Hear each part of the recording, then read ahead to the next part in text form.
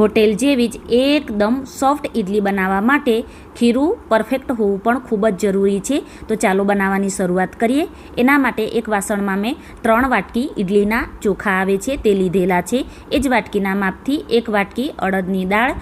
બધી વસ્તુને 2 થી 3 વાર પાણી ઉમેરી સારી રીતે ધોયા પછી આ રીતે ડૂબાડૂબ પાણી રાખી 1 નાની ચમચી મેથીના દાણા ઉમેરી ઢાંકી એને ઓવરનાઇટ માટે કાં તો પછી 6 થી 7 કલાક માટે પલળવા માટે રાખી દઈશું. 6 થી 7 કલાક પછી બધું જ પાણી નિતારી અને જરૂર પ્રમાણે પાણી ઉમેરી ખીરું ના તો બહુ પતલું ના તો બહુ જાડું એ રીતેનું મીડિયમ થીક અહીંયા ગ્રાઇન્ડ કરી લેવાનું છે.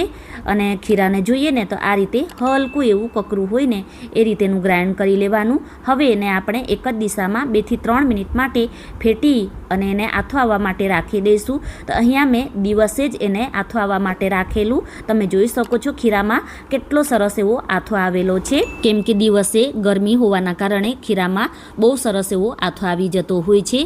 તો જેટલું ખીરું તમારે ઉપયોગમાં લેવું હોય એટલું ખીરું એક વાસણમાં લઈ બાકીનું ફ્રીજમાં રાખી દેવાનું. 3 થી 4 દિવસ સુધી તમે ઉપયોગમાં લઈ શકો છો. ડિટેલ રેસીપી મેં ટાઇટલ પાસે આપેલી છે. સ્વાદ પ્રમાણે મીઠું ઉમેરી પહેલાંથી ગ્રીસ કરેલી પ્લેટમાં થોડું ખીરું ઉમેરી પહેલાંથી ગરમ કરેલા પાણીમાં આપણે એને હાઈ ફ્લેમ ઉપર 12 થી 15 મિનિટ માટે સ્ટીમ થવા માટે રાખીશું. ઇડલી ઓવરકુક ના થઈ જાય એ વાતનું ધ્યાન રાખવાનું.